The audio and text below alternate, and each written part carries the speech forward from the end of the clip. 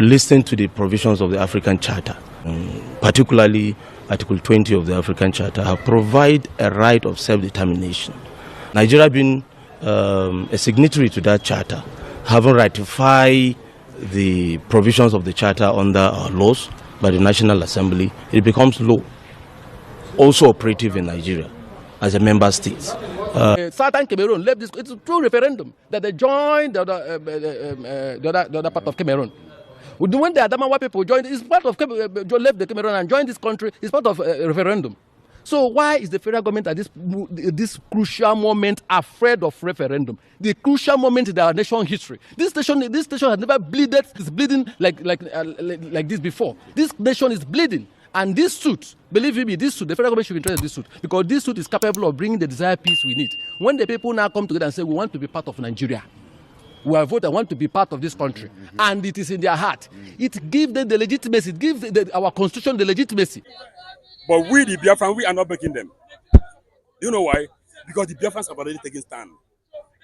By going extra mile, when the Nigerian government refuses to conduct a referendum, and of course we took it upon ourselves, by conducting what they call a safe referendum in exile.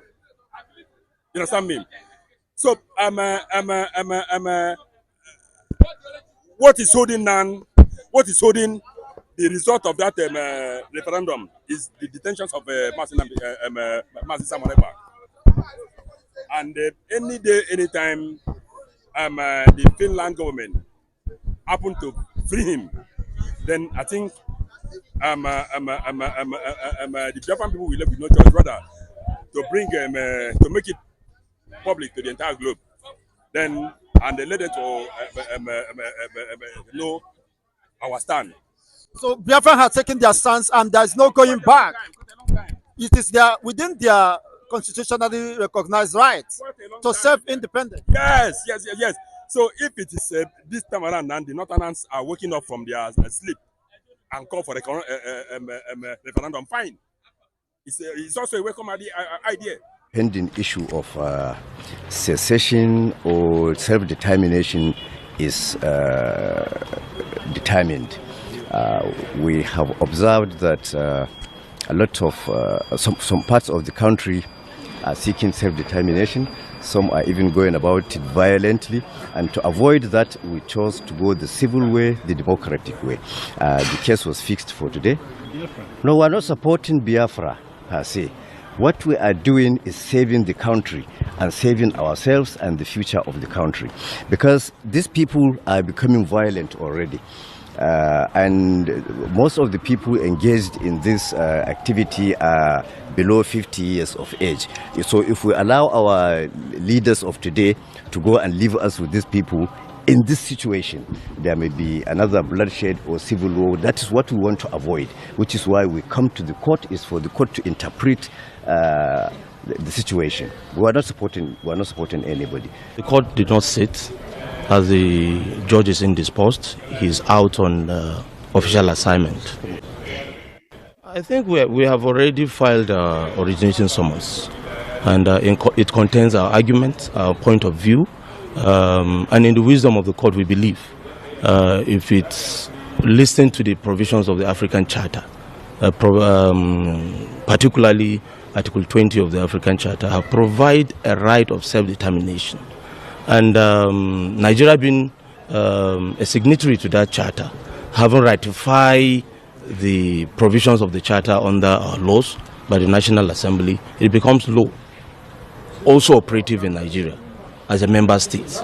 It's because of that we felt, as our clients approach us, that they want to seek for a solution to this issue. We say no, the solution is already there, only that perhaps the actors have not averted their mind to that. The first thing to do in any civil society is to approach civil remedies first. Try to invoke the provisions of the charter. If for whatever reason people still have grievances, they resort to other means. But since there is a charter and Article 20 have allowed for any part of any country to seek for self-determination, we felt the right thing to do is to approach the court to interpret that particular provisions of the law. That's why we are coming under the originating summons, to interpret the provisions of the law and give effect to it That is why, as one of the plaintiff is saying, we try to, we have a motion on notice. We decided not to come expected because we want all parties to respond to the motion on notice, seeking injunction to restrain the National Assembly from taking further steps with respect to this issue of a constitutional amendment. Because the argument is simple. Some people are saying they are not interested in the country. You are amending constitution to even create state in territories that are trying to say we are not interested in the marriage. So we felt the right thing to do is to ask the National Assembly to stop in the overriding interest of the country to address this issue. The issue of self-determination is not an issue of opinion. It's the general view of the people concerned. Everyone is a stakeholder, most especially in the areas that are interested in self-determination, having their own country. Each and every adult member has a right to vote as to where his opinion lies. Because we keep having counter arguments, some saying we want to go, some saying no, we need presidency, some saying no, we want to stay, we are not part of this. The best way to get a general view on the matter is to allow people to express their rights under the law. Under the Constitution of Nigeria, there is no provisions to the best of our knowledge that allow for self-determination. But since Nigeria is a signatory is a member of the African Union, and then the African Charter is also binding by virtue of ratification, then we have no option than to seek that. That is the only legal remedy available to the best of our knowledge. I am a party seeking to be joined, so I'm talking to you not in capacity of counsel, even though I'm a lawyer, but as a leader. And our leader is Chief Chuks Muama, SAN, Ochia Orifite, who is unavoidably absent. So I speak in that capacity to say that today we came to ensure that we are joined as a party in the suit. Regrettably, the court did not sit. The matter has been adjourned to January. Why are we seeking to be joined? If a man is comfortably living in a house and somebody sues a third party to eject that man, it just behoves on that man a duty to apply to be joined so that he will be heard. And for us, we know that the African Charter of Human and People's Rights has adequate provisions on self-determination.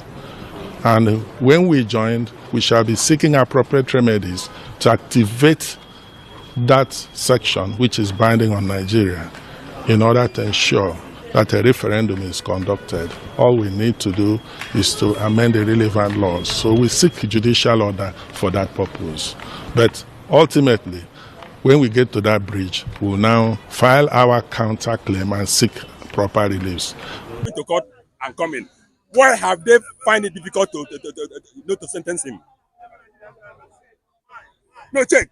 Why have they find it difficult to sentence him?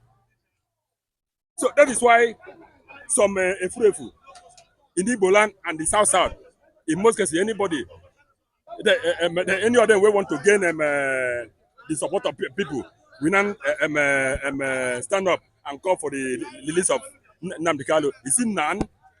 We don't need their statement for none, because we, the supporters, we are equal to the tax. So when they want to maybe to